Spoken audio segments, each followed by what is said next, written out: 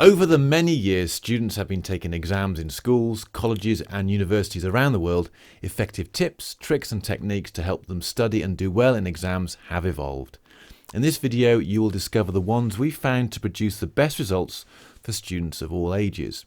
We will share tips with you about how to create a targeted revision plan, create a great set of notes, dealing with the inevitable stress you'll encounter, and effective exam technique. So let's have a look by creating a targeted revision plan. First of all, why would you do that? Well, there are a number of benefits to doing this. First of all, you'll get better organized when you have laid out ahead of time what you're going to do and when you're going to do it. This means you'll be able to stay more focused during your revision, which will be important for you to maximize your efforts. Whilst there will always be an inevitable last-minute rush in the days and hours before an exam, creating an effective revision plan will reduce the pressure on that time and will help you avoid overwhelm. A targeted revision plan will also help you achieve a healthy balance between the work you have to do and the activities necessary to keep your energy levels up and even keep you sane. The plan will also make you accountable by giving you a path to follow and a way of keeping track. So here are the 3 steps to creating a targeted revision plan. Step 1. Work out the number of days you have before the exam. Divide each up into morning, afternoon and evening chunks. Then check your schedule and block out those chunks where you know you'll be unable to revise. This might be because of family commitments or other events like visits that are already booked. Time where you have to be in school or college to attend lessons might also be blocked out. At this stage, it's also a good idea to block out at least a chunk a week to leave as spare. This will leave you with all of the available chunks of time that could be used for revision. Count up the number of chunks you have, and in this example, there are 59. Now in step 2, you look at your subjects and break them down into meaningful topic chunks. Ideally, you're looking to carve up your subject into chunks that will take approximately an hour for you to revise and study. Some chunks might need longer, others may take less time. So to create hour-long chunks of meaningful work, you may have to split up some of the larger topics or combine some of the smaller ones. In the 3rd step, we're now going to allocate those topics to the available chunks of time. You will remember from a previous step we had 59 chunks of time. Here you'll see we have 24 separate topics to revise. So we can allocate 2 chunks of time per topic, using up 48 chunks and still have some time to spare. The next thing to do is to allocate those topics to specific chunks of time. Here's just one way you could allocate them. Now in this example, the 2 days before the first exam are kept clear, as are the evenings of the previous week. If you have that luxury, then you could use it for even more revision or to give you a well-earned break by spending time with family or friends, having fun or just relaxing. It's important you don't block every minute of every day and allocate all that time to specific topics. This is because invariably things will crop up and interrupt your revision. Having time allocated as spare will help absorb the unexpected without putting you under any additional pressure. If you have any doubt about the importance or relevance of each topic, chat with your teachers or tutors and get some guidance from them.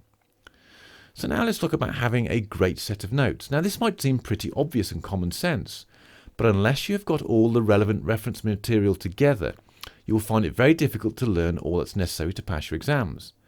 But it is more than just having the notes. You also have to make sure they are organised in a way that allows you to quickly reference them. Incomplete, poorly organised notes will only hold you back, but it will also frustrate you. Put them in individual ring binders. Use dividers to break up each topic. Highlight key passages and use coloured pens to identify keywords and ideas. What you are doing here is, having captured the information, you are now consolidating it by organising it and making it easy to reference and look up. Now I'm sure you understand you don't need to learn and remember absolutely everything that's in your notes. So the next step is for you to condense them into a more manageable and easy to learn form. There are a number of ways you could do this that include writing out a summary of each topic, making a list of keywords and ideas, or using mind mapping.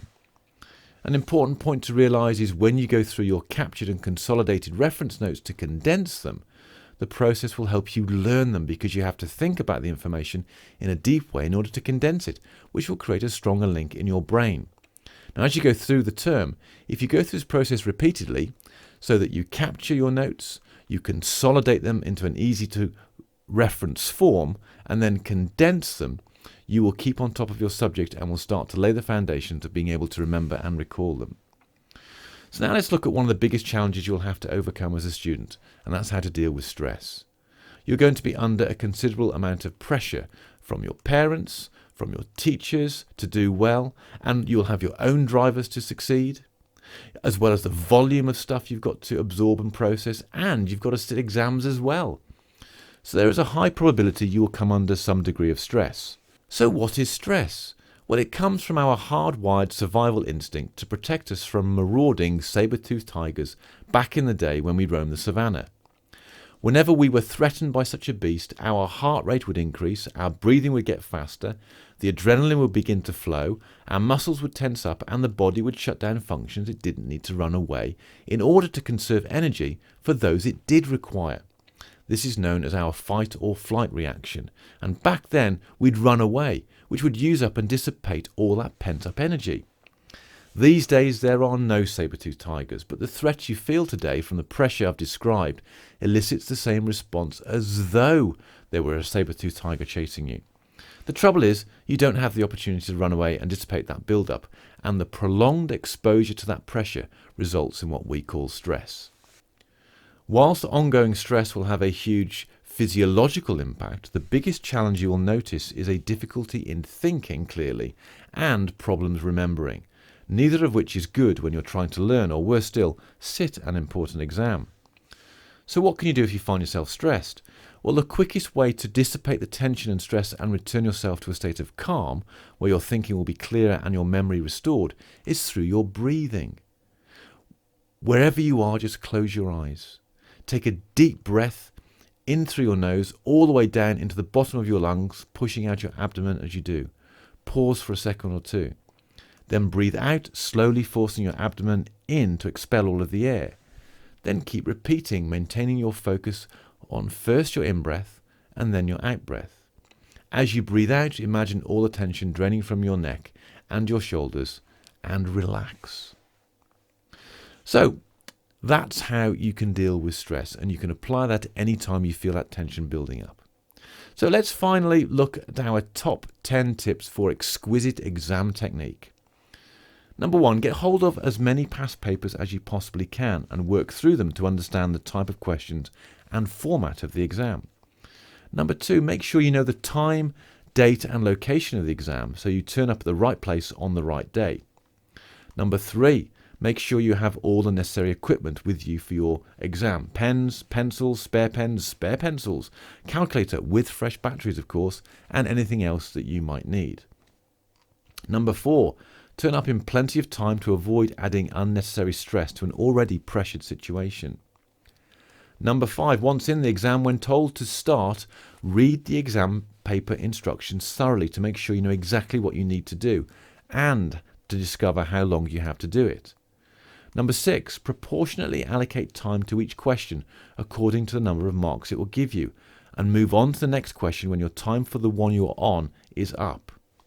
Number 7, as you work on each question, read the question thoroughly to make sure you understand exactly what is being asked of you, highlighting key information as you go, so when you go back you can find it easily. Number 8, if you find yourself struggling with an answer on a scrap of paper, jot down everything else you know about the subject and see what else that recall triggers. Ask yourself the question, if I did know the answer, what would it be? And see what comes up. Number 9, use all the time allocated for you for the exam to answer all the questions. Then check your answers to see if you can add any more that might give you any extra marks. And finally, number 10, if you find yourself getting stressed at all during the exam, simply focus on your breathing and take 10 slow, deep breaths, relaxing your body with each out-breath.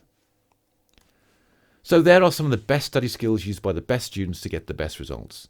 There are many more you could try out, but if you start with just these handful of ideas and apply them to your revision, you will definitely be on the way to achieving even better results.